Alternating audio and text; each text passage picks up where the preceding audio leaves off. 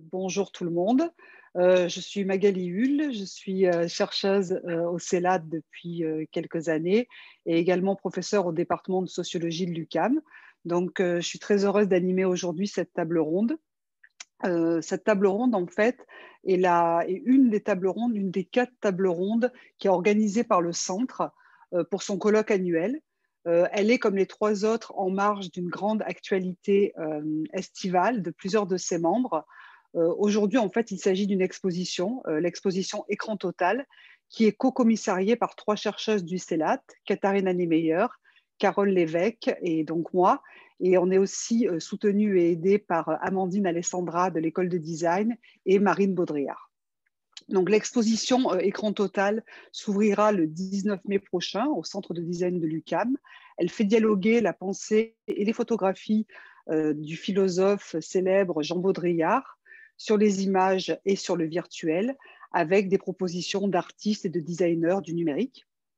Donc, la table ronde est également en lien avec un autre événement qui est lui-même en lien avec l'exposition, qui est le Symposium international, qui se tient donc parallèlement à cette exposition et qui fait intervenir des chercheurs et des chercheuses, des créateurs et des créatrices de divers horizons sur leurs perspectives, excusez-moi, sur les écrans et sur le numérique. Écrans qui, on le sait aujourd'hui, font de plus en plus partie de nos vies et de nos quotidiens connectés.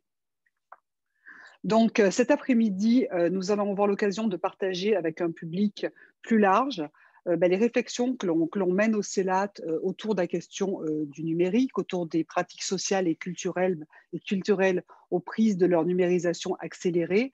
Beaucoup de célatiens et de célatiennes, qu'ils soient membres réguliers, chercheurs et chercheuses associés, membres étudiants et étudiantes, partagent cet intérêt et cette expertise sur l'une des dimensions du numérique.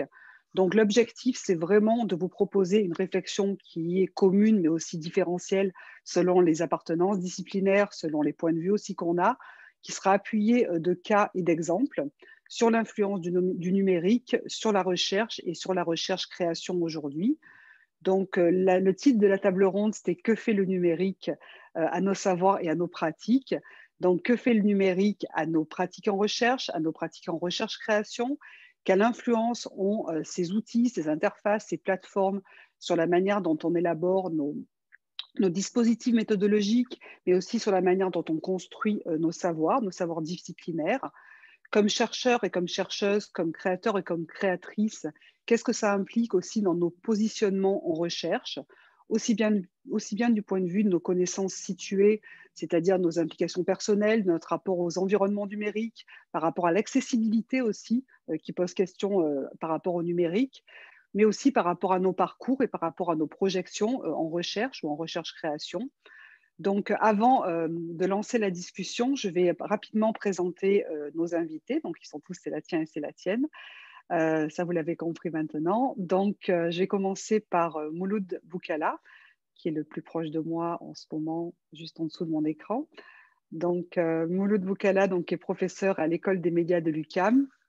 Mouloud est titulaire d'une chaire de recherche du Canada sur les médias, les handicaps et les autoreprésentations et inscrit ses recherches et ses documentaires au sein d'une anthropologie des médias, privilégiant l'étude des situations de handicap et d'autoreprésentation des handicaps au cinéma, à la télévision et en bande dessinée. Il travaille également sur les modalités de la marche à l'aide d'outils numériques. Je tiens d'ailleurs ici à préciser et à dire une chose importante par rapport à la chaire de Mouloud. Nous avons au CELAT plusieurs membres qui s'intéressent aux questions des handicaps, aux représentations des handicaps. Et c'est vrai, par exemple aussi Véronique Perrault-Leduc, qui est peut-être là aujourd'hui. Pour nous, c'est important d'être sensibilisés justement à ces questions. Et c'est pour cette raison aussi que nous avons aujourd'hui un langage LSQ en direct. Et je demanderai donc, j'essaie moi-même d'avoir une voix assez calme et assez posée aux panélistes de prendre le temps pour parler lors de leurs interventions. Moi, je parle très, très vite normalement. Donc là, j'essaie de calmer mon débit. Je présente après Jean-François Gauvin. Jean-François Gauvin, c'est l'actuel directeur du CELAT. Il est titulaire de la chaire de leadership en enseignement en muséologie et mise en public de l'Université Laval. Il œuvre depuis une vingtaine d'années dans les domaines de la muséologie et de l'histoire des sciences, rapprochant les deux domaines de recherche et de mise en public par l'entremise d'articles scientifiques et d'expositions muséales. Ses principales recherches portent sur le patrimoine scientifique des XVIIe au XXe siècle. Madeleine Pastinelli, ensuite, est professeure titulaire au département de sociologie de l'Université Laval. Ancienne directrice d'ICELAT, elle est également chercheuse au Lab CMO. Elle s'intéresse aux usages du numérique et plus particulièrement à la sociabilité et aux communautés en ligne qu'elle étudie depuis la fin des années 1990. Elle s'est également intéressée aux enjeux méthodologiques et éthiques de l'enquête de terrain dans des contextes numériques. Dominique Trudel, ensuite, est professeure au département des arts, des lettres et du langage de l'Université du Québec à Chicoutimi. Ses recherches portent notamment sur l'histoire intellectuelle de la communication et sur l'histoire des médias, et en particulier sur la manière dont les nouveaux médias, depuis le XIXe siècle, ont participé à redéfinir les horizons politiques et à imaginer des futurs autres. Enfin, je présente Émilie Zaoré-Vanier, qui termine actuellement sa maîtrise en communication à l'UQAM.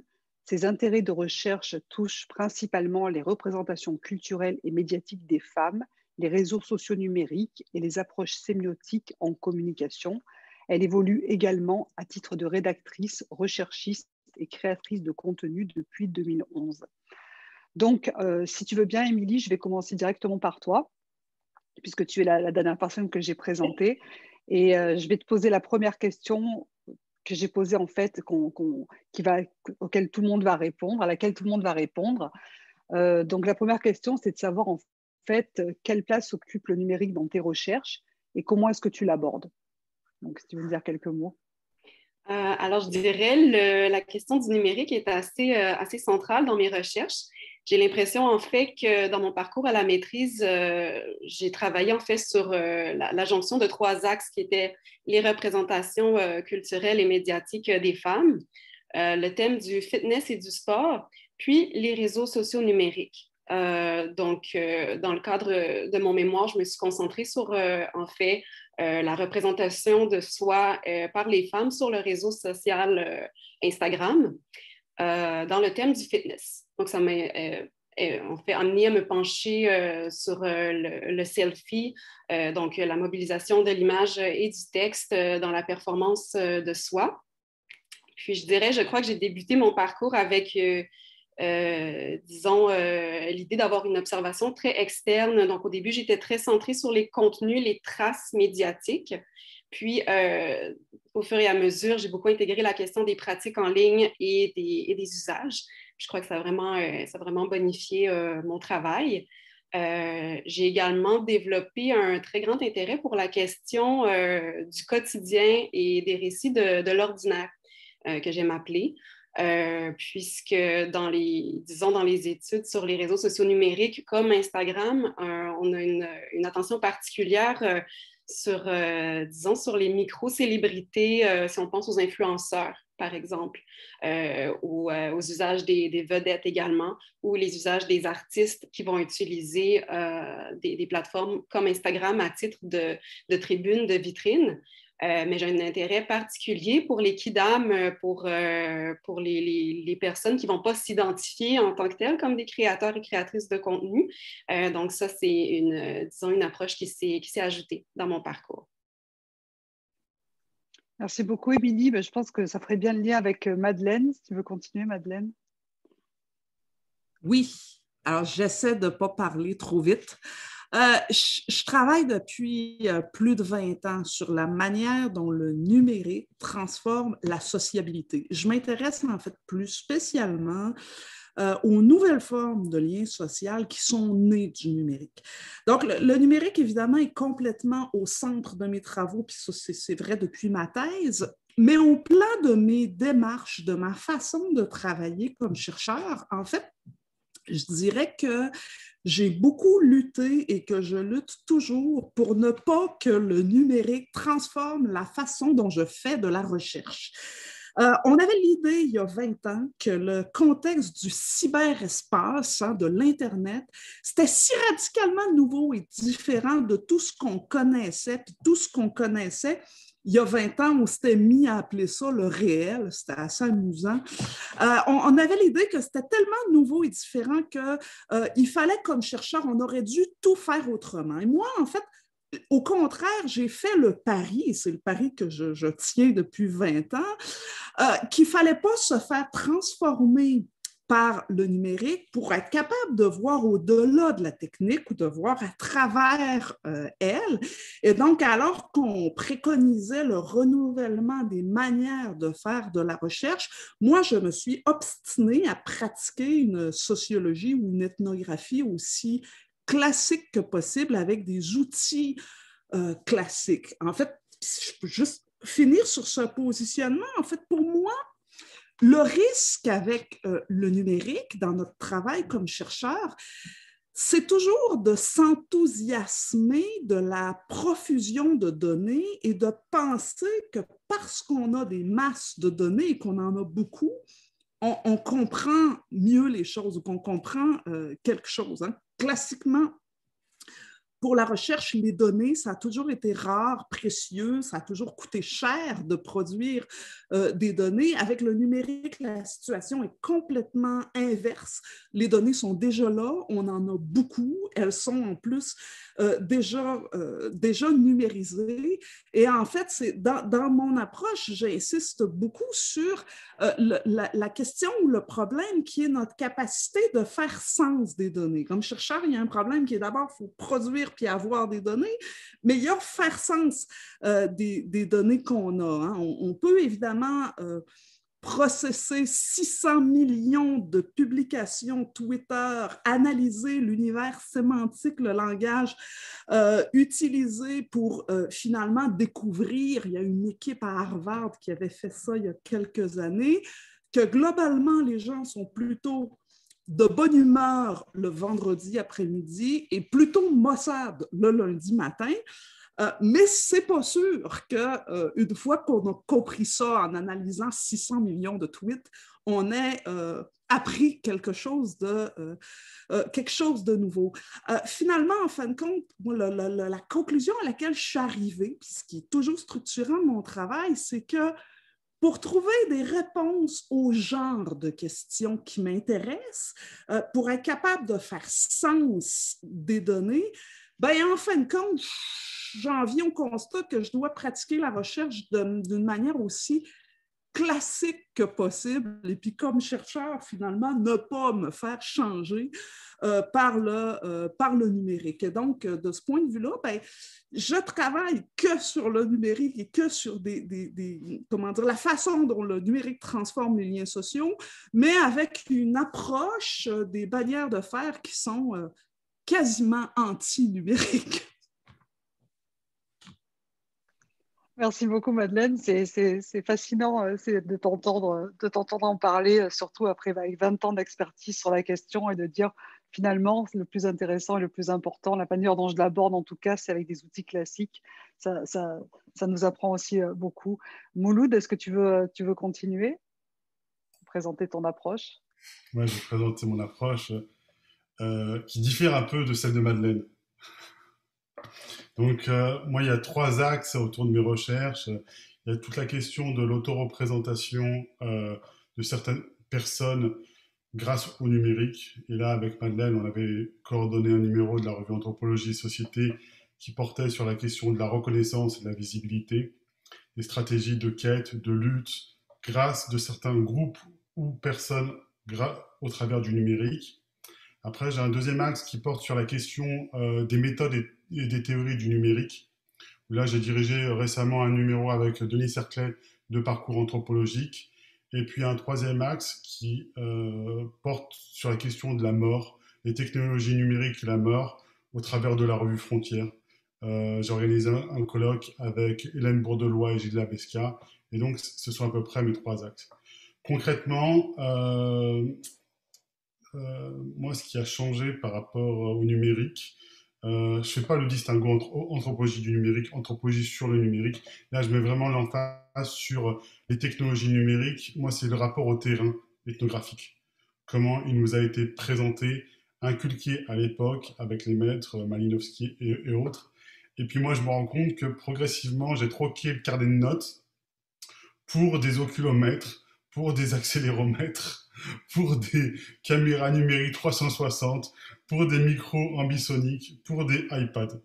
Et donc là où on me disait, les enquêtés, c'est uniquement des interlocuteurs, on est sur le registre de la parole, moi je découvre que ce sont aussi des regardeurs, des oscillateurs, des viveurs. Ils vibrent et on s'en rend compte grâce à des accéléromètres. Et puis, ce qui est intéressant dans cette démarche-là, c'est qu'on s'intéresse moins à des êtres, à des objets, qu'à des relations. On est vraiment dans une approche écologique des êtres humains.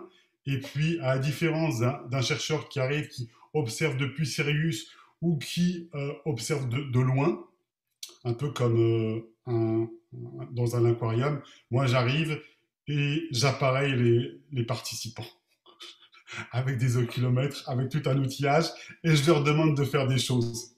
Je leur demande de travailler. Donc, dimension ethnographique par rapport au terrain ethnographique, c'est vraiment distinct de ce qu'on m'a appris et de ce que je faisais avant. Et là, le gros axe, la grande différence par rapport à ce que je faisais avant, c'est toute la dimension observation, perception et immersion qui est renouvelée, enrichie par le numérique. Ça nous emmène plus loin. On découvre des réalités ou des phénomènes ou des subtilités à grain fin qu'on ne pouvait pas observer sans ces technologies. Merci beaucoup, Mouloud. Le dispositif fait que on peut difficilement s'interrompre, se passer le micro comme dans une table ronde classique. Donc, je vais faire le tour de table, puis on va essayer de la première question, puis on va essayer de rebondir, si vous voulez, à l'intérieur de cette première question. On s'adapte. C'est vrai qu'il n'y a pas ce dispositif de cette facilité-là. Donc, je vais continuer avec Dominique. Dominique, on t'écoute. Merci Magali. Bonjour tout le monde. C'est avec plaisir que je suis avec vous aujourd'hui, évidemment. Moi, dans mon travail, le numérique, c'est essentiellement deux choses. D'une part, c'est un ensemble de méthodes que je commence à mobiliser dans la tradition des humanités numériques. Donc, j'y ai aussi résisté pendant un petit moment et à un certain point, je me suis rendu compte en fait que dans le contexte institutionnel qui est aujourd'hui le nôtre, il devient de plus en plus difficile de justifier un travail historique dans le cas qui m'occupe si on ne mobilise pas d'une façon ou d'une autre des outils numériques ou alors si, alternativement, si on n'a pas des objets qui sont numériques et donc qui parlent de ce monde numérisé qui nous entoure aujourd'hui. Donc, en termes de méthode, pour vous donner un exemple plus concret, qu'est-ce que ça veut dire dans le cas précis qui m'occupe? J'ai un projet en ce moment qui porte sur un journaliste de la fin du 19e siècle qui s'appelle Franklin Ford. Et ce que je fais avec une collègue de l'Université de Montréal, la professeure Juliette de Maillère, d'une part, c'est de constituer une archive numérique qui est disponible en ligne sur le site web du projet www.franklinford.org pour ceux que ça intéresse.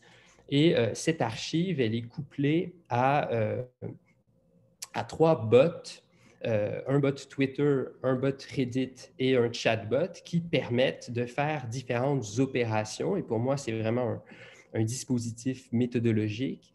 Ça permet de faire circuler cette archive dans l'espace numérique. Ça permet à des gens de s'engager avec le travail de Ford, que ce soit sur Reddit, sur Twitter ou via le chatbot. Ça permet de faire une lecture à distance de notre corpus. Donc, plutôt que d'approcher les textes, je ne sais pas, de manière traditionnelle, de A à Z ou en ordre chronologique, eh bien, les outils numériques nous permettent d'avoir des portes d'entrée différentes sur le texte. Donc, tout ça, pour moi, c'est une expérimentation qui tranche de manière significative avec la manière dont je faisais encore de la recherche il y a 4 ou 5 ans. Donc, d'une part, un ensemble de méthodes dont j'ai parlé rapidement. Et rapidement, c'est aussi un objet. Moi, je m'intéresse à l'histoire du numérique et là, je le déplie de différentes façons. Et particulièrement à travers un projet qui porte sur l'histoire de la cybernétique, qui pour moi est un des noms de code ou enfin une des manières de parler du numérique et de comprendre comment non pas aujourd'hui ou depuis seulement quelques années, il a changé notre société, la manière de faire la politique, des formes de socialisation, mais aussi comment déjà au début des années 50, ces questions se posent. Donc, c'est aussi un objet et particulièrement une recherche sur l'histoire de la cybernétique. Alors, je vais m'arrêter ici. Là, je prends mes 3 minutes et j'étire même un peu. Donc, voilà. Merci beaucoup, Dominique. Tu as déjà aussi anticipé sur la deuxième question, mais c'est très bien parce qu'on rentrera davantage dans les contenus tout à l'heure, justement, de vos recherches spécifiques et puis des résultats que vous avez eus par rapport à ce champ-là. Jean-François, que pense donc le directeur du CELAT du numérique? Comment est-ce qu'il aborde? Merci, Magali. C'est ça, moi, je l'aborde d'abord d'un aspect muséologique, là, donc le numérique et les musées. Donc, c'est pas nouveau. C'est un enjeu important pour les musées depuis au moins une trentaine d'années. Ça a commencé d'abord avec des visites guidées, donc des audio-guides, comment on réussit à adapter justement, comment on réussit à faire en sorte que les visiteurs aient une meilleure visite, une visite plus interactive avec les objets, avec l'expographie. Les bases de données ont été un enjeu fondamental aussi au Québec. Il y a eu beaucoup d'argent par le gouvernement qui a été offert justement pour faire en sorte que les bases de données, les objets se mettent en ligne et soient accessibles au grand public. En parenthèse, le Louvre, qui date, vous savez, le Louvre, qui est l'un des plus grands musées au monde, qui date de la Révolution française, pour la première fois, ces collections sont en ligne depuis à peu près 1 mois. Donc, c'est énormément. Il y a beaucoup de choses autour des collections numériques. Il y a des chercheurs aussi qui considèrent que les collections numériques qui sont actuellement visibles pour les musées sont inadéquates pour le type de recherche et surtout le type de web qu'on possède actuellement. Souvent, les collections numériques que les musées font, c'est pratiquement le système de cartes, le système analogique qui était dans les musées, qui servait aux conservateurs et qu'on met sur le numérique, qui permet justement de faire une recherche au niveau des auteurs, au niveau des dates et tout ça, mais qui offre absolument rien de supplémentaire pour vraiment bien comprendre et surtout pour faire interagir le visiteur et les personnes qui s'occupent de ça. Évidemment, là, actuellement, on parle de réalité augmentée, réalité virtuelle sont des gros enjeux. On parle d'immersion aussi. Toute l'activité, justement, les multimédias, puis les salles immersives. L'exposition Turner, qui était au Musée des Beaux-Arts, qui est terminée maintenant, avait 3 salles immersives. Si vous pensez à cet été, le Musée des Beaux-Arts à Québec va avoir une exposition Picasso.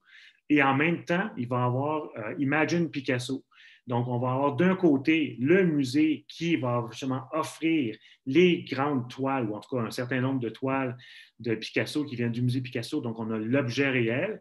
Et d'un côté, on va avoir complètement tout le virtuel. Donc, on s'en va dans un imaginaire, dans un descriptif tout à fait différent, où là, le visiteur va vraiment espèce d'avoir une narration avec le son, image, très haut en couleur, donc dans un environnement tout à fait différent, mais sans les objets.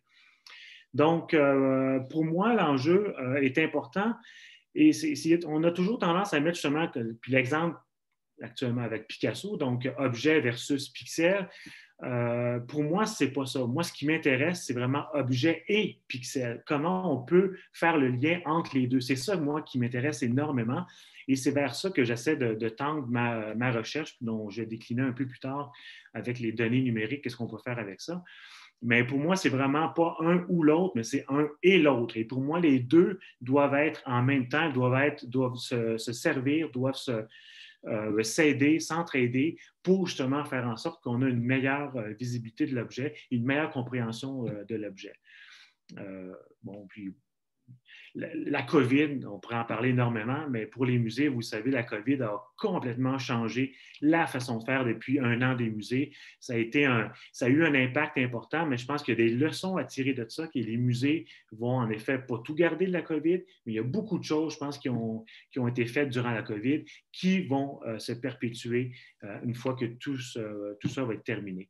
Donc, le numérique pour les musées a probablement aidé, puis a probablement même sauvé énormément de musées pour s'assurer qu'on puisse continuer à aller visiter et aller voir des objets.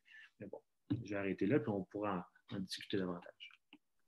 En fait, ce que je me dis, Jean-François, c'est que vu que tu as le micro, tu pourrais peut-être à la limite continuer pour nous donner des exemples dans la manière dont tu le mobilises dans tes propres recherches, dans tes propres travaux, puis de façon plus concrète pour qu'on rentre dans le contenu de ce que tu fais. Donc, si ça te va. Ça, c'est la deuxième question, là, donc de passer. Oui, c'est la deuxième question directement. Donc, la deuxième question, je vais vous la lire de façon plus large pour effectivement tout le monde et le public aussi. Donc, quelles sont justement tes observations principales ou tes principaux résultats de recherche, donc dans un sens ou dans l'autre, de ces dernières années, et l'idée aussi d'avoir un exemple, un cas concret sur lequel tu t'appuies et dans lequel la dimension du numérique, elle a été soit cruciale, soit problématique, soit enrichissante. Donc, voilà.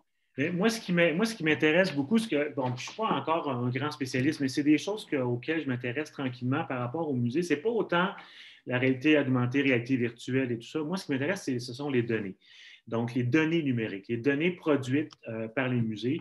Quand on fait des recherches sur le web, on se rend compte de plus en plus les grands musées du monde offrent gratuitement en ligne, en libre accès, leurs données. Donc, on peut télécharger dans un immense fichier les données, par exemple, du Met ou les données du Musée des sciences et technologies d'Ottawa. Et la question est de savoir qu'est-ce qu'on fait avec cette manne-là? Qu'est-ce qu'on fait avec toutes ces données-là numériques qui sont en libre accès, puis comment on peut les analyser pour justement découvrir de nouvelles choses par rapport aux collections, par rapport au musée. Donc là, je ne sais pas si c'est le temps, si je peux avoir mon image 2.1, je ne sais pas si c'est possible de l'avoir pour vous donner une idée.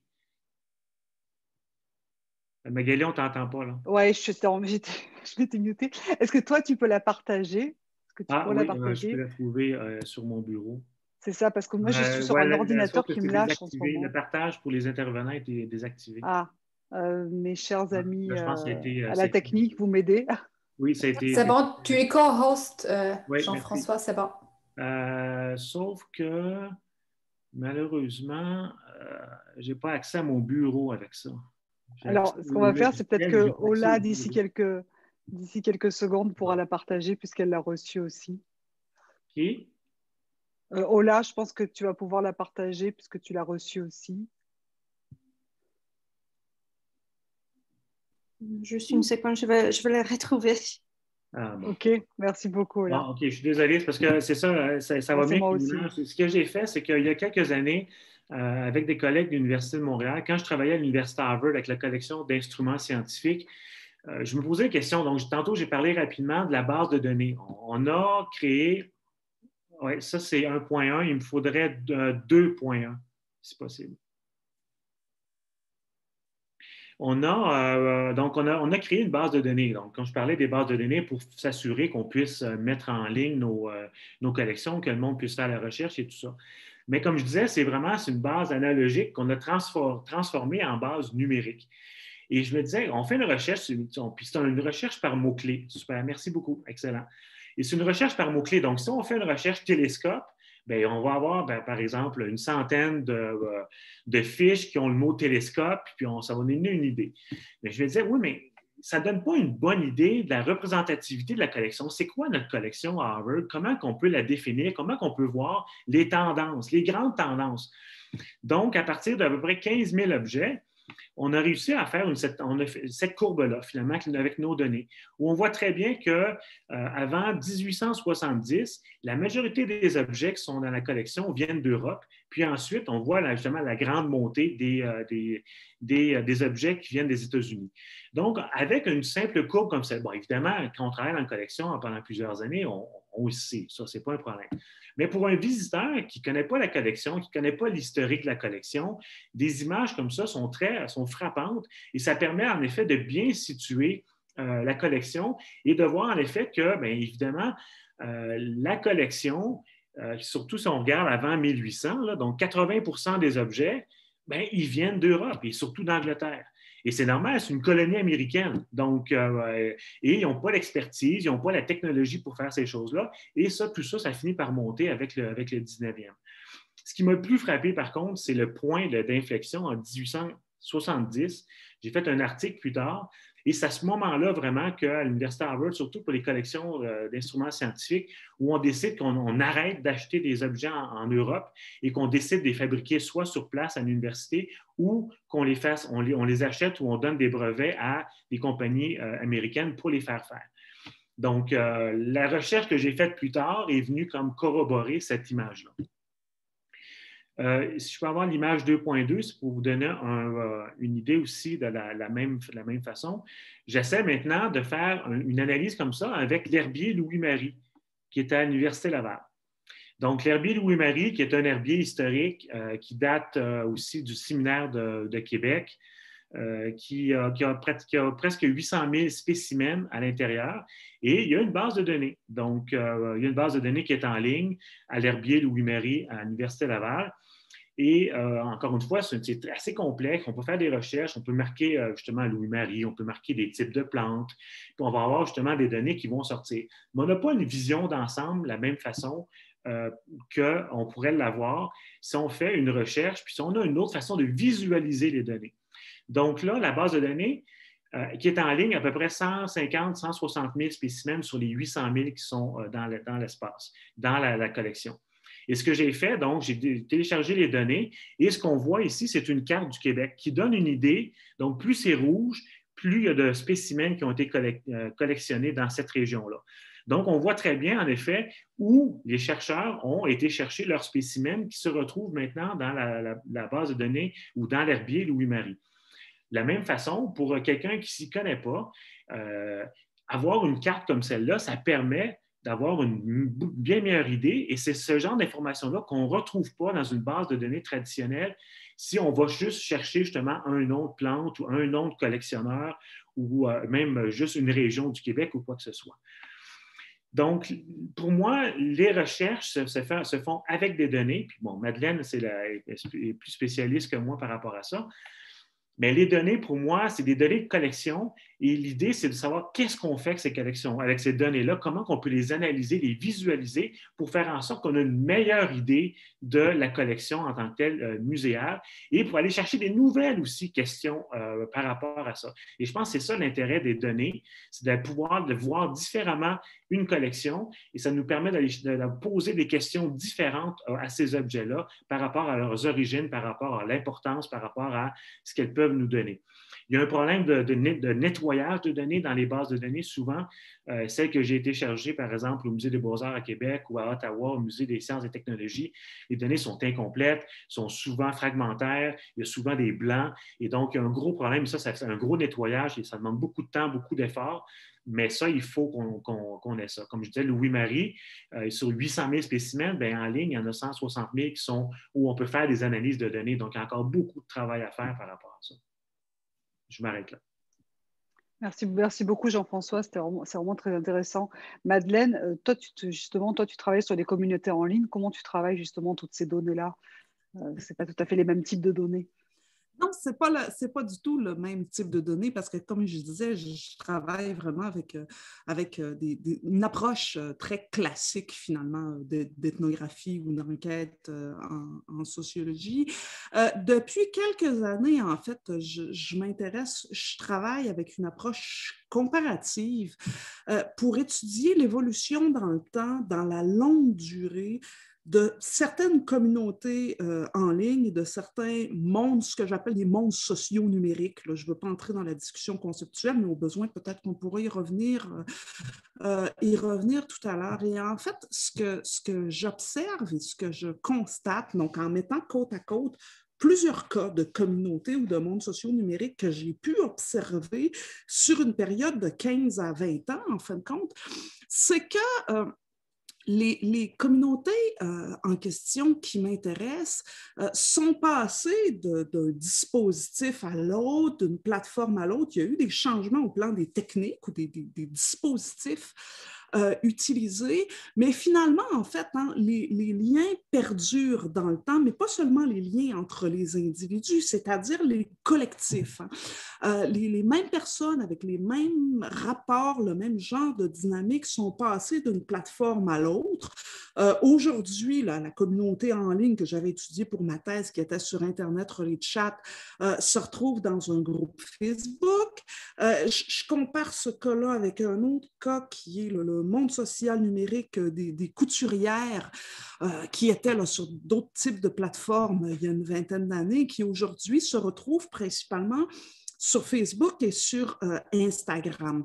Dans les passages d'une plateforme à une autre, bon, évidemment, les changements techniques, ça implique, il y a des plateformes qui, avec leurs affordances, leurs caractéristiques, vont influencer l'usage qu'on va en faire, le genre de contenu qu'on va partager, le genre de pratiques qu'on va adopter. Par exemple, pour les couturières, ben, Instagram va être centré sur le partage d'images et de réalisations, alors que c'est plutôt dans les groupes Facebook qu'on va se livrer à des discussions techniques, qu'on va utiliser, les mêmes personnes vont se retrouver, vont utiliser YouTube pour partager des tutoriels. Mais globalement, en fait, les liens, les univers de référence partagés, les normes d'interaction et les dynamiques sociales qu'on observe, elles se sont constituées progressivement, donc dans un temps relativement long, et elles transcendent les espaces, les dispositifs technique.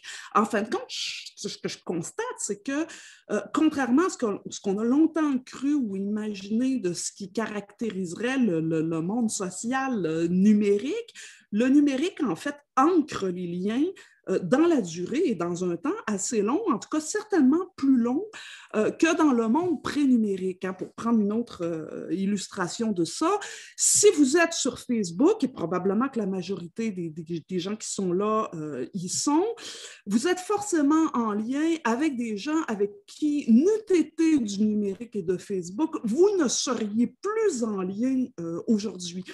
Et étonnamment, ces mêmes liens-là, les normes d'interaction qui les balisent, survivent aux dispositifs. C'est-à-dire que le numérique ancre dans la durée, mais sans que ce soit des dispositifs spécifiques qui vont ancrer les liens dans la durée. Facebook pourrait disparaître et les liens passeraient sur les dispositifs qui les remplaceraient quand on passe d'une plateforme à une autre.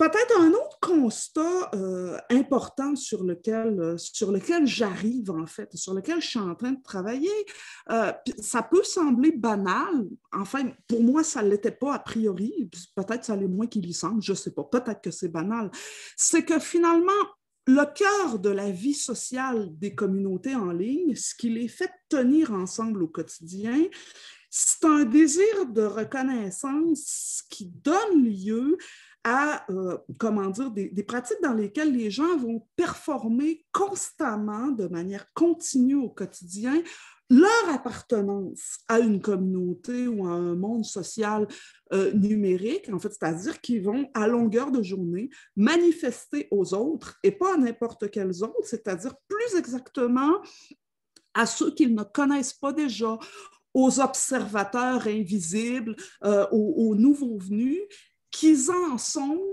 et peut-être plus exactement qu'ils en sont plus que d'autres, parce que c'est toujours une affaire de degré dans toutes les communautés en ligne, dans tous les mondes sociaux numériques.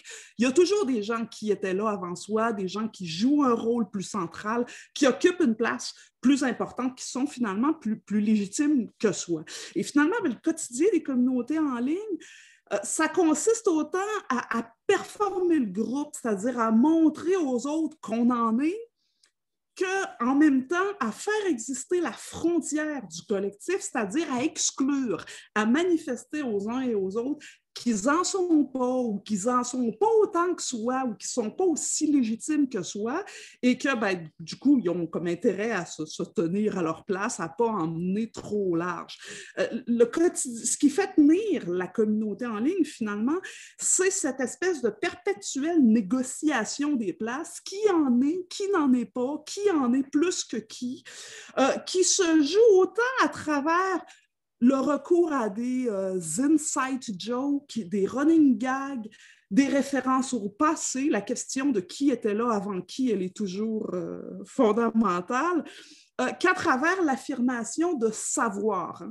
Des couturières peuvent, par exemple, argumenter éternellement sur la vraie bonne manière de régler les tensions de la surjeteuse pour faire tel ou tel type de point, comme ailleurs chez les gens qui font du ski, on va s'obstiner comme si sa vie en dépendait, hein, à savoir ce qu'est la bonne manière de cirer ses skis selon la météo, selon le temps qu'il fait. L'erreur, en fait, c'est de penser que les gens cherchent à établir des vérités et que l'essentiel est dans le contenu de ce qui est dit, alors qu'en fait, ce que les échanges mettent en jeu, c'est la légitimité des personnes et leur place par rapport à d'autres. À partir du moment où j'ai compris ça, je me suis mis à lire les choses autrement et à voir autrement pourquoi certaines discussions sont littéralement sans fin, en fin de compte, et n'ont pas d'issue. Et peut-être juste pour finir un petit point tout petit, en fait, pour moi, ce constat-là, ça explique pourquoi, même si les liens peuvent se maintenir dans la longue durée, la communauté en ligne, elle cesse de vivre au quotidien à partir du moment où elle devient un espace fermé qui cesse d'intégrer des nouveaux. Hein? C'est-à-dire que si la communauté en ligne, ça devient un groupe Facebook privé dans lequel on est uniquement dans l'entre-soi, où il n'y a plus de leur cœur de gens qui viennent voir, de nouveaux, d'étrangers, bien évidemment, il n'y a aucun sens et aucun plaisir à performer l'entre-soi si on est uniquement entre soi. C'est-à-dire qu'on ne le fait que parce qu'il y a des nouveaux, des étrangers, des gens qui n'en sont pas ou pas vraiment ou pas autant que les autres et qu'on peut exclure. À partir du moment où la communauté se retrouve dans un espace ou un contexte dans lequel elle n'est plus ouverte sur l'extérieur et ne peut plus intégrer de nouveaux liens, les liens peuvent se maintenir dans la durée, on demeure en contact, en relation avec les autres, mais on cesse d'alimenter les échanges et d'interagir au quotidien. Finalement, c'est comme si la communauté cesse de vivre. Hein. Il reste un vestige qui est comme un groupe Facebook dans lequel, pour le groupe que j'avais étudié dans le cadre de ma thèse, on va aujourd'hui, de temps en temps, partager un avis de décès parce qu'il y a un ancien du groupe qui est décédé ou ce genre de choses-là. Mais on va échanger comme ça une fois tous les 3 mois. Il n'y a plus une vie au quotidien comme c'est le cas dans une communauté qui est toujours ouverte sur l'extérieur. Je dépasse mes 3 minutes, hein, fait que je m'arrête. Merci Madeleine, merci. Donc Émilie, peut-être que tu peux enclencher en fait, parce que toi aussi tu travailles sur la question des pratiques en ligne. Tout à fait. En fait, oui, je trouve intéressant l'idée de la performance qui continue dans le temps tant qu'on n'a pas ce groupe, disons cet espace virtuel un peu hermétique. Parce qu'en me penchant sur la question d'Instagram, en fait aussi, ça a été un peu problématique un peu plus tard dans ma démarche, mais on a cet espace qui n'est vraiment pas hermétique. Donc, oui, on pourrait aller chercher une certaine communauté. Là, est-ce que ça rentre dans disons, comme on se disait, dans les échanges conceptuels, on pourra développer là-dessus, mais j'ai entamé ma recherche autour d'un mot-clic qui faisait écho à la culture du fitness, mais pour me rendre compte que finalement, avons-nous vraiment cet espace-là vraiment défini et circonscrit si une personne utilise ce mot-clic-là une fois, va l'utiliser pour un selfie dans sa voiture parce qu'elle sort d'un gym, puis elle ne l'utilisera plus jamais. Mais j'ai aussi pu échanger avec des participantes où c'était vraiment, disons, au cœur de leur mise en scène de soi, de leur performance du soi féminin fitness. Donc, peut-être pour un peu contextualiser, j'ai entamé mon parcours avec le mot-clic « Strong is sexy », puisque je m'intéressais beaucoup à l'idée de l'empowerment, de la sexiness du corps des femmes, puis un peu comment ça faisait sens pour les femmes. Et en cours de route, je me rendais compte que c'était un mot-clic qui pouvait être utilisé une seule fois. Puis, d'un autre côté, il y avait presque une communauté ou un groupe spécifique où on avait un certain discours qui nous viennent tout de suite en tête autour de l'émancipation des femmes par des pratiques physiques comme le fitness. Donc, je trouvais vraiment intéressant de dire, moi, je me suis penchée vraiment sur cette performance du soi féminin de fitness. Et dans l'idée quand même des liens sociaux, j'ai l'impression que la trame de fond de mes résultats, comme j'aime l'appeler, c'était vraiment cette relation dynamique entre le je et le nous, qui s'exprimait des fois de façon disons, très visuelle, par exemple dans les rédactions des légendes qui allaient, qui allaient accompagner certaines publications. Donc, on avait vraiment clairement cet usage de pronoms de j'ai fait ça aujourd'hui et toi, qu'as-tu fait? Et pour nous, qu'est-ce que ça veut dire? Puis d'autres fois, d'où je crois l'importance pour moi d'avoir intégré l'idée des pratiques, des usages. D'autres fois, on était vraiment dans le moins, disons, moins tangible, moins visible. Une pratique peut devenir aussi une forme de lien social. Par exemple, j'ai des participantes qui qui ont expliqué lors d'un entretien que le simple fait d'avoir un partage récurrent de contenu en lien avec le fitness, de se mettre en scène constamment autour de ce thème-là, il y avait l'idée de devoir quelque chose aux autres. Donc, un peu pour paraphraser une des participantes, elle disait, comme je l'ai partagé, je le dois aux gens, puis les gens me doivent de réagir. Et de la même façon, il y avait un peu une forme de liens sociaux qui se créaient autour de ça. Puis même, ce qui est intéressant dans le thème du fitness, et surtout dans le contexte de la COVID-19, où nous étions tous et toutes à la maison, il y avait vraiment une idée de se motiver, particulièrement quand on fait des entraînements tout seul à la maison.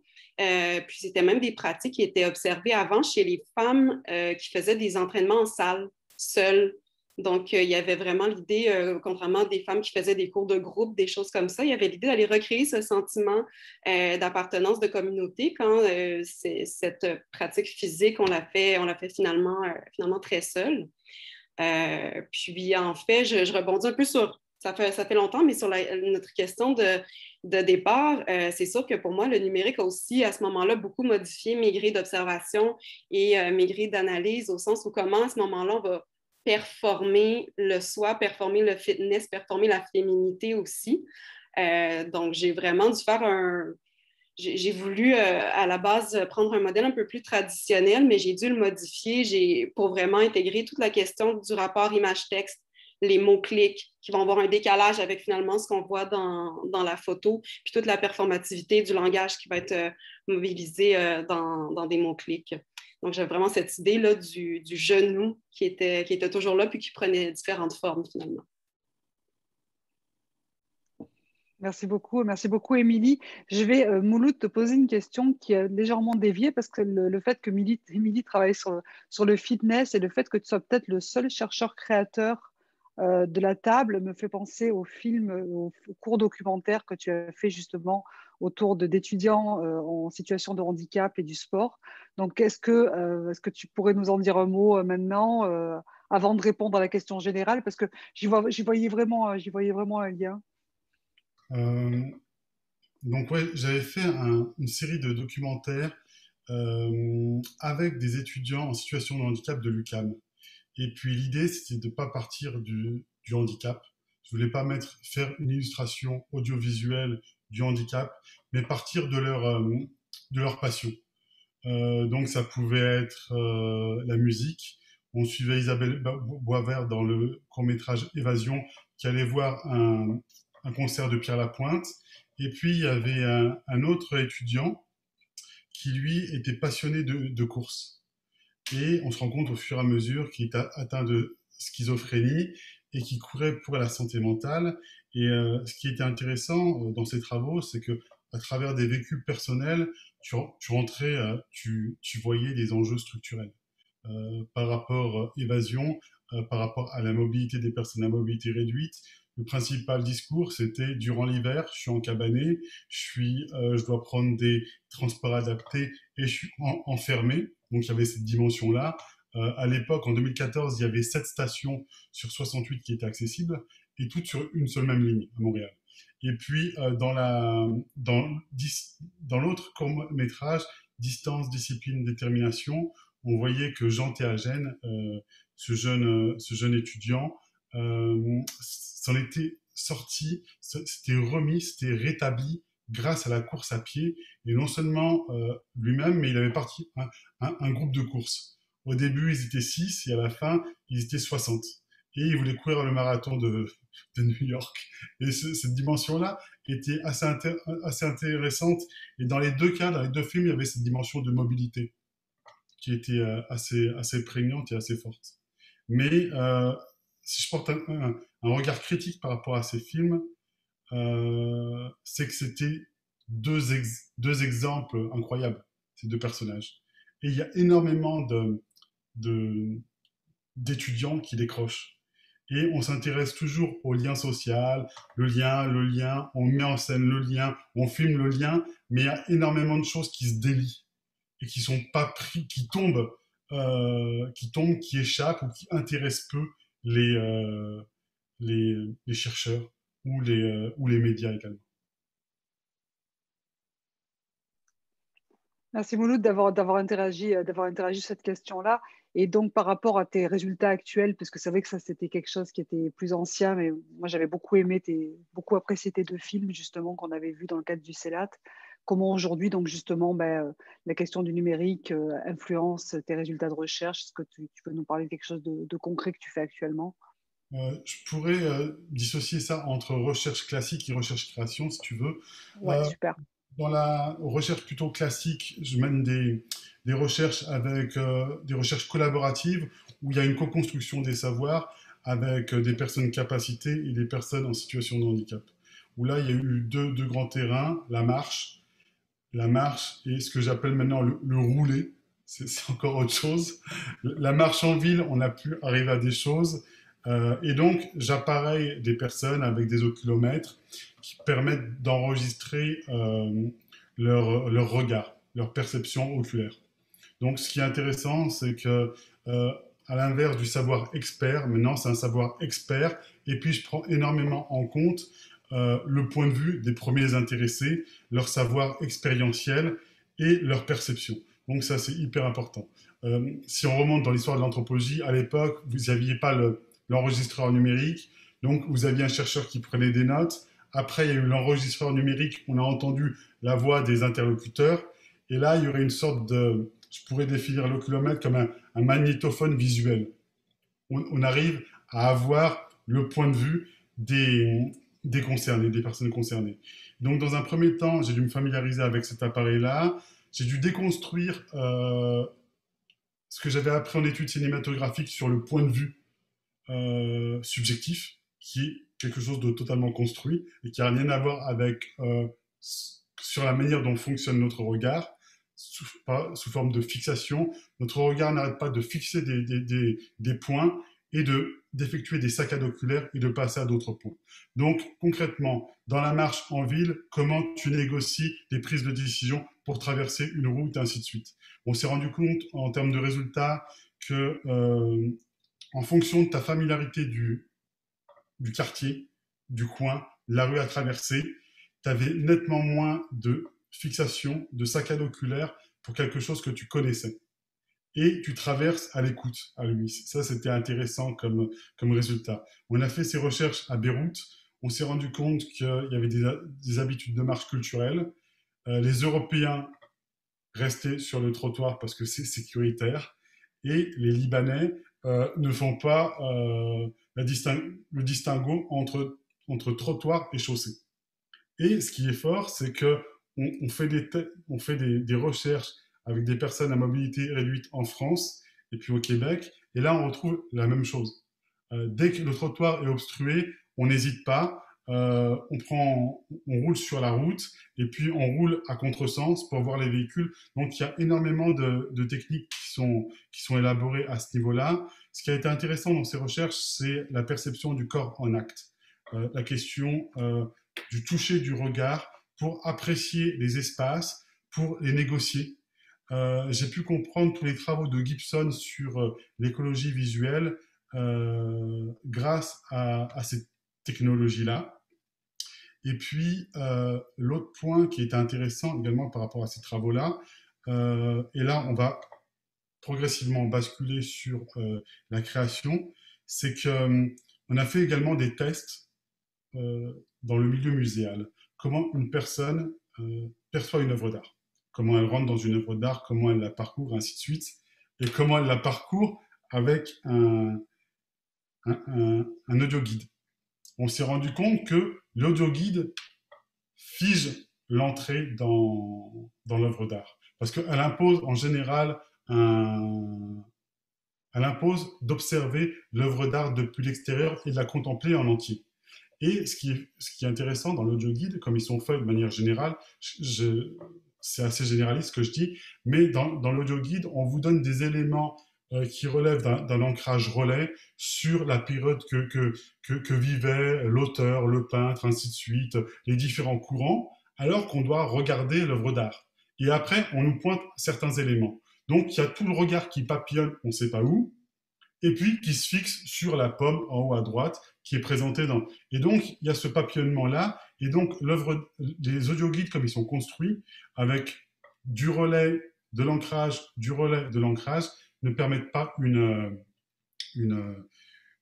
entrée, un parcours, un travail de l'œuvre d'art. Et là, l'idée, avec le numérique, et puis les tablettes, les oculomètres, c'est qu'on pourrait proposer des affordances numériques. Des réalités augmentées ou des traçages au sol qui te permettent de te rapprocher, de t'éloigner, de parcourir l'œuvre, des œuvres de grande taille de manière distincte, dynamique. Donc ça, c'était un autre point qui a été soulevé dans les recherches. Et puis, par rapport aux travaux avec les personnes à mobilité réduite, il y a de plus en plus l'idée de créer, à partir de leur perception, de leur discours sur leur perception, de créer des environnements plus inclusifs et puis de créer des réalités immersives pour comprendre comment eux perçoivent les choses. Et puis l'autre volet, ça serait de rendre des œuvres d'art accessibles numériquement.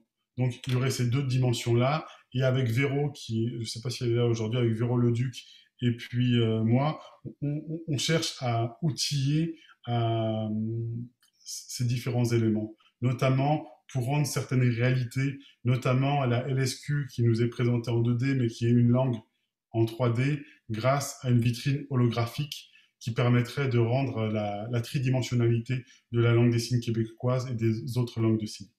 Donc c'est un peu les projets qui nous animent en ce moment.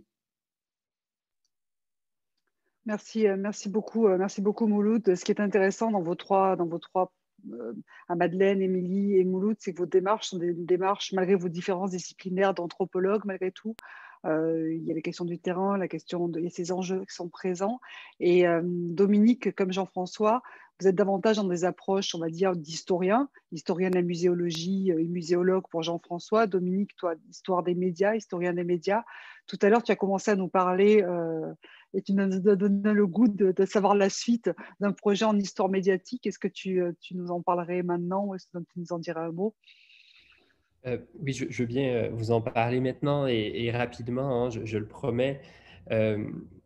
Et je voudrais peut-être faire un constat général parce que c'était un peu le jeu, quel constat on tire de ces recherches. Et je pense qu'il faut peut-être revenir sur quelque chose que Madeleine a dit précédemment. Il y avait une promesse qui très forte, en fait, qui venait avec le numérique, hein. C'était celle de savoir qui était plus objectif, moins empreint de subjectivité humaine, plus précis, qui serait plus démocratique, qui circulerait davantage, qui serait davantage collaboratif. Donc, la promesse, elle était, et elle l'est encore, très forte. Et moi, le constat que je fais à la lumière de mes recherches, c'est que cette promesse, elle n'est pas... elle ne livre pas la marchandise, mais au final, c'est bien parce que cette promesse n'est pas réalisée qu'elle est intéressante. Parce que dans sa non-réalisation, il y a tout un ensemble de choses qui se révèlent à nous. Et peut-être pour vous donner un exemple lié à mes propres recherches, il est tout simple. Je vous l'ai dit, hein, on a un bot, donc un compte Twitter automatisé qui tweet des extraits de travaux du 19e siècle d'un journaliste qui s'appelle Franklin Ford. Et donc, le jeu pour nous était de rendre tout ça automatique. Hein? Donc, le bot, de manière complètement autonome, en viendrait à tweeter des extraits de l'archive. Et un des problèmes qu'on a eu, c'est celui de l'OCR, de la reconnaissance optique de caractère. Et depuis des années, il y a des sommes gigantesques qui sont investies dans les logiciels d'OCR, qui sont des technologies utilisées par les chercheurs, mais aussi par tout un ensemble d'acteurs. Donc, et on a fait plein d'essais avec différents logiciels et au final, il y a toujours des erreurs. Dès que vous travaillez avec un texte numérisé du 19e siècle, hein, que vous avez trouvé, vous partez peut-être d'un microfilm, vous avez pris une photo de ce truc-là, ensuite il y a un PDF, et donc il y a tout un ensemble d'étapes qui permettent d'arriver à traiter ce matériel. Bien, vous avez nécessairement tout un ensemble d'erreurs qui sont produites. Et les gens nous faisaient remarquer, ben, votre bot, désolé, ce qui tweet, c'est plein d'erreurs, ça ne fait aucun sens parfois, il manque des mots, il manque des lettres. Et pour nous, c'est un problème. Hein? Qu'est-ce qu'on fait avec ça?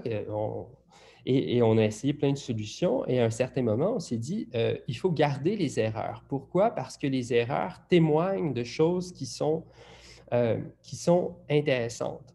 Déjà, elles témoignent de la nature des savoirs historiens, qui sont fonction de différentes couches matérielles, de différentes médiations. Et à chacune de ces étapes, il y a des transformations qui s'opèrent sur les textes et sur les savoirs qu'ils portent. Donc, quelque part, c'est un méta-commentaire aussi sur la nature de la production des savoirs dans le domaine de l'histoire. D'autre part, ça témoigne aussi de cette fausse transparence ou de cette fausse immédiateté des plateformes comme Twitter. Hein? Qu'est-ce qui semble être la voix de Franklin Ford et qui se présente comme telle? Eh bien, au final, évidemment, ce n'est pas la voix de Franklin Ford, mais c'est tout un ensemble de médiations dont les erreurs nous permettent de voir quelques-unes des traces. Donc, en ce sens, le fait que la promesse ne soit pas respectée, pour nous, c'était en fait particulièrement intéressant parce que ça témoignait de la nature de la production des savoirs avec les méthodes numériques. Alors, je m'arrête ici, j'ai dépassé mon temps, je suis désolé. Il n'y a pas de problème, Dominique. C'était toi que chaque fois qui soit au contraire qui est le plus rapide. Donc, par contre, ta photo a gelé. Je pense que c'est peut-être que sur mon écran, mais voilà. Donc, peut-être on va arriver à la dernière question pour pouvoir ensuite donner la parole au public, aux questions qui viendraient de l'extérieur de notre table. La dernière question, Dominique a commencé à y répondre d'ailleurs à travers la question des erreurs et de la promesse. Jean-François, comment est-ce que toi, comment toi tu envisages justement, c'est la dernière question, donc qu'est-ce que le numérique, qu'est-ce qu'à ton avis ça offre comme perspective pour l'avenir de la recherche, pour l'avenir de la recherche-création aussi, mais peut-être plutôt de la muséologie. Voilà. Donc, qu'est-ce que tu nous dirais? Si je prends un cas tout à fait concret, très récent, donc ce matin, je fais partie de la commission de la recherche à l'Université Laval. Et il y a des enjeux, entre autres, avec tout l'aspect des données, donc des données qui sont générées par la recherche. Et on a, à ma suggestion, le président de la commission a fait venir pour une conférence Vincent Larivière, qui est à l'Université de Montréal, qui est une sommité dans ce domaine-là, qui a la chaire de recherche du Canada sur les transformations de la communauté savante. Et il nous a parlé pendant 1h15 justement des facteurs d'impact, des enjeux de la recherche, comment on mesure justement l'impact de la recherche scientifique. Et ce qui est vraiment intéressant, c'est justement de voir qu'il y a beaucoup d'enjeux par rapport à ça. Puis, si on prend, puis lui-même a fait de la recherche là-dessus et d'autres l'ont fait aussi. Si on prend par exemple la COVID. Donc, si on prend la COVID, puis le rôle que ça a eu sur la recherche scientifique chez les femmes en milieu universitaire. il y a eu beaucoup de recherches qui ont été faites. En regardant ces données-là, justement, de publication dans les revues savantes et tout ça, évidemment, on s'est rendu compte qu'il y avait eu une baisse assez dramatique, dans certains cas, du nombre de publications par des femmes, du nombre de soumissions d'articles chez les femmes aussi à cause de la COVID. Et parce que, évidemment, on le sait encore que malheureusement, la société fait en sorte que c'est davantage les femmes qui s'occupent des enfants quand justement les écoles sont fermées, comme on vient de vivre encore une fois tout à fait récemment. Donc, les données, pour moi, sont super importantes et nous permettent justement de faire ce genre d'analyse-là qui, à mon avis, sont hyper pertinentes pour un centre de recherche comme le nôtre, le CELAT. C'est pour ça qu'il y a quelques semaines, j'ai demandé à un autre grand spécialiste, là, Yanni Loukissas, qui est à Georgia Tech en Géorgie, à Atlanta, de venir faire une conférence. Et donc, la conférence est en ligne maintenant, puis je pense que Célia pourrait mettre le lien, et sur la page Facebook du CELAT. Et donc, il est venu nous parler des données massives, des données numériques, mais d'une perspective assez intéressante que souvent on oublie. Puis on en a parlé ici, où différentes personnes en ont parlé, mais de dire que, bon, bien, parce que c'est des données massives, des données numériques, c'est des données universelles. Hein, ce n'est pas le cas. Lui, le livre qu'il a publié récemment, puis ce qu'il nous a parlé, le titre, c'est « All data are local ». Toutes les données sont locales. C'est vraiment, quand on parle de données numériques, il faut penser au contexte dans lequel ces données-là ont été produites. Et donc, l'avantage d'un centre comme le nôtre, avec l'appareil critique qu'on développe en sciences humaines et sociales, on est en mesure justement de prendre ces données-là et de faire en sorte qu'on les analyse et on est en mesure de trouver des nouvelles questions et de poser des nouveaux diagnostics sur la société et sur les thématiques, les axes qu'on étudie au CELAT. Donc, je mets mon chapeau du directeur de CELAT, puis je me dis qu'il y a moyen pour le CELAT, là, je pense déjà, moi, au renouvellement de la subvention là, dans 2 ans, de voir comment on pourrait dégager un axe du CELAT qui mettrait en valeur toutes ces forces qu'on a autour du numérique, autour des données au CELAT et en faire vraiment un véritable axe pour montrer, pour trouver des outils, pour développer des outils qui fassent qu'on aille chercher les données aux bons endroits, qu'on les analyse et qu'on puisse les utiliser à bon escient pour développer la thématique qu'on développe sur la pluralisation au CELAT. Donc, c'est un peu comme ça que je vois. Là, j'ai plus mis mon chapeau de directeur de CELAT que de muséologie. Mais pour la muséo, c'est de continuer ce que je suis en train de faire parce que les données, comme je mentionnais, il y en a énormément par rapport au musée, mais elles sont très peu utilisées et pourtant, elles sont en libre accès. Donc, il reste à savoir qu'est-ce qu'on peut faire avec ces données-là, comment on les analyse et qu'est-ce qu'on peut aller tirer comme nouvelles questions qui pourraient justement rapporter gros pour mieux comprendre les musées au 21e siècle. Merci beaucoup, Jean-François. Je vois que le temps avance, donc je vais vous demander d'être un tout petit peu plus court. Mais j'aimerais bien que Madeleine mette aussi son ancien chapeau de directrice, puisque tu avais quand même développé une médiathèque numérique, tu avais quand même lancé beaucoup de choses au niveau du numérique, au niveau du CELAT, que tu nous as dit peut-être aussi un petit mot là-dessus. Ben, peut-être, oui, pour dire 2 mots là-dessus. Moi, le pari que j'ai fait et que comme directrice du CELAT, puis sur lequel je pense qu'on a intérêt à miser, c'est que le numérique favorise, comment dire, la place d'autres types de discours, de contenus, d'autres modes de production des savoirs que le livre et l'article. Ce qu'on fait là, on en est un bon exemple. De plus en plus, on écoute des conférences en podcast, en vidéo. Moi, mon attente ou c'est autant une attente qu'une prédiction qu'un espoir. Je suis peut-être dans le wishful thinking, mais c'est que finalement, des contenus présentés dans d'autres formats, et notamment conférences, podcasts ou autres, finissent par avoir une importance aussi grande que l'imprimé. Et le pari que j'avais fait avec la bibliothèque numérique, c'est que finalement, on produit beaucoup d'idées, de connaissances, de grilles de lecture à travers les échanges qu'on a de vive voix, à travers les prestations qu'on fait oralement.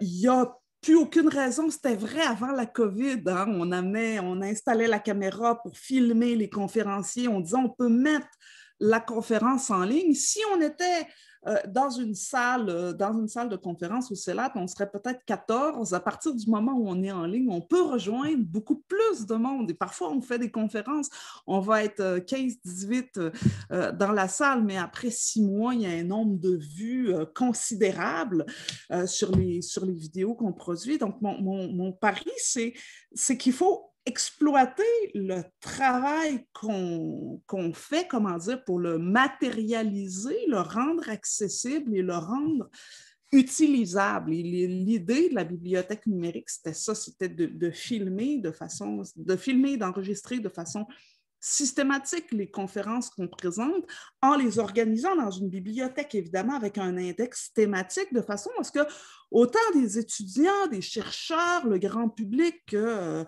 des profs de cégep à la recherche de contenu puissent aller taper là-dedans. J'ai l'impression que, comment dire, l'audio, le vidéo, c'est quand même, ça présente quand même beaucoup d'avantages par rapport à ce que sont nos habitudes, notre mode de vie. On passe quand même pas mal plus de temps à écouter des séries sur Netflix qu'à lire des romans.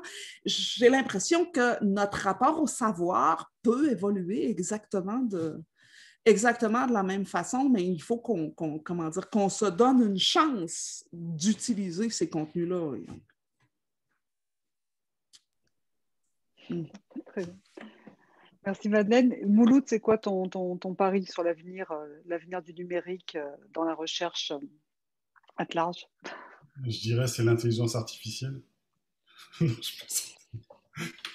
Non, c'était une joke parce qu'avec l'intelligence artificielle, on retrouve exactement les mêmes discours qui portaient sur le numérique, avec les promesses de l'intelligence artificielle.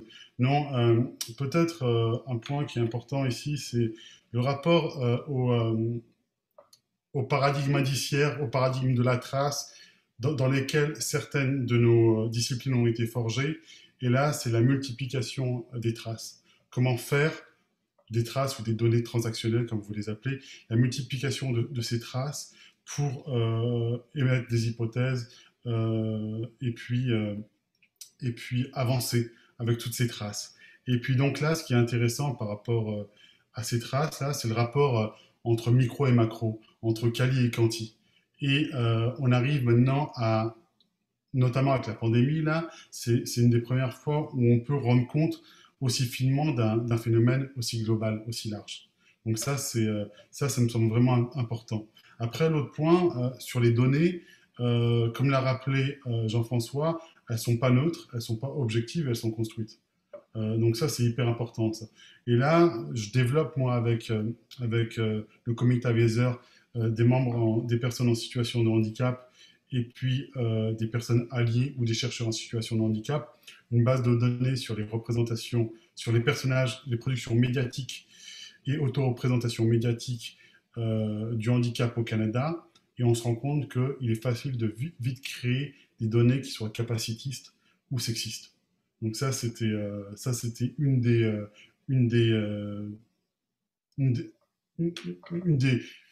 des observations du groupe. Et on a dû travailler énormément, très fort, juste pour établir un formulaire qui soit non capacitiste, non sexiste et respectueux des droits des personnes. Donc ça, c'était un autre des points que je voulais soulever avec vous, partager avec vous. Merci Mouloud. Dominique, du loin, où on te voit de ton iPhone, quel serait pour toi, est-ce que tu peux reprendre la parole, quel serait pour toi en fait, tu nous as parlé de la promesse, tu nous as parlé de la question des erreurs, quel serait pour toi le pari malgré tout du numérique pour la recherche à venir? Oui, je ne peux pas m'empêcher de noter le caractère un peu comique de l'erreur. En fait, j'ai un petit problème informatique alors même que je vantais la productivité et la dimension stimulante des erreurs. Eh bien, voilà, j'en ai donné un exemple. Moi, peut-être un point majeur qui me semble important, et encore une fois, c'est aussi en lien avec ce que disait Madeleine précédemment. moi aussi, je vois bien comment les formats sont appelés à changer et dans mon propre travail, ils changent. On fait un site web, des bots. Mouloud fait des documentaires. Donc, bien sûr, autour de la recherche-création, mais même pour des gens qui s'identifient davantage comme des chercheurs sans le trait d'union création, j'ai l'impression que les formats sont en train d'exploser, de changer. Et ça, c'est super intéressant. Moi, ce que je souhaite, en fait, c'est que, et ce que je constate d'abord, c'est qu'il y a une espèce de retard dans les logiques institutionnelles qui guident nos travaux. J'ai quand même l'impression que, pour le dire crûment, ceci, c'est davantage ce qui intéresse les organismes subventionnaires que ce qui va intéresser votre institution quand viendra le temps d'être promu ou de passer titulaire. Et moi, j'aimerais bien que collectivement, au niveau institutionnel, on arrive à se poser vraiment la question de la diversité des supports qui sont au final pas seulement des supports, bien évidemment, hein, ils viennent aussi avec une épistémologie, une politique qui est à chaque fois particulière. Et ça, je pense que ce sera la prochaine étape que j'espère voir, en tout cas, de mon côté. Merci beaucoup, Dominique. Et c'est vrai que cette question de l'implosion, justement, des formats, etc., nous rend tous et toutes, chercheurs, chercheuses, on devient tous des créateurs et des créatrices quelque part, puisqu'on doit inventer, on doit bricoler, justement, avec toutes ces données, puis tous ces nouveaux formats. Et c'est vrai que la table ronde a été adressée aussi aux chercheurs et chercheurs créateurs, chercheuses créatrices. Et il y a quelque chose là-dedans d'étonnant aussi en même temps, c'est qu'on se rassemble et finalement, on est tous plutôt du côté plus classique de la recherche, que du côté plus créatif, alors qu'on a des créateurs et des créatrices aussi au CELAT qui travaillent la question du numérique, mais c'est intéressant aussi de le voir de ce point de vue-là. Puis j'aimerais terminer avant de passer la parole au public avec Émilie, qui est non pas pour dire, Émilie, vous êtes l'avenir de la recherche, mais malgré tout, tu es la plus jeune de cette table-là. Donc, comment est-ce que toi, tu envisages justement le pari du numérique pour la suite de la recherche et de la recherche-création, si tu en fais? Parfait. Donc, je vais me prononcer à titre de chercheuse non créatrice, mais un peu pour rebondir sur ce qui a été dit. Effectivement, je pense que c'est extrêmement riche de profiter de ces outils numériques-là, d'intégrer en fait notre terrain de recherche. Dans mon cas, Instagram, il a vraiment fallu que je dépasse cette frontière de chercheuse experte, observatrice externe, puis j'ai vraiment juste plongé en tant que chercheuse usagère.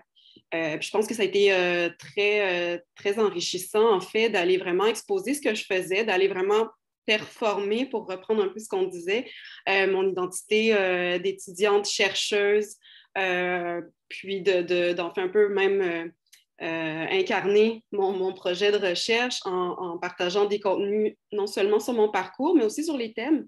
Ça m'a permis de créer vraiment un lien de confiance avec les participantes que j'ai interviewées aussi. Puis je crois qu'il y a des perspectives intéressantes. Je crois que Mouloud en avait parlé aussi dans l'idée de la co-construction des savoirs avec nos participants. Moi, vraiment, dans mon cas, ça a été très riche. J'ai eu accès, je crois, à tous les petits détournements, toutes les façons de faire, le sens que prend l'usage des réseaux sociaux numériques pour mes participants. Puis je les ai considérés vraiment comme des expertes. Puis vraiment, il y a eu des nouvelles questions qui se sont ouvertes à ça.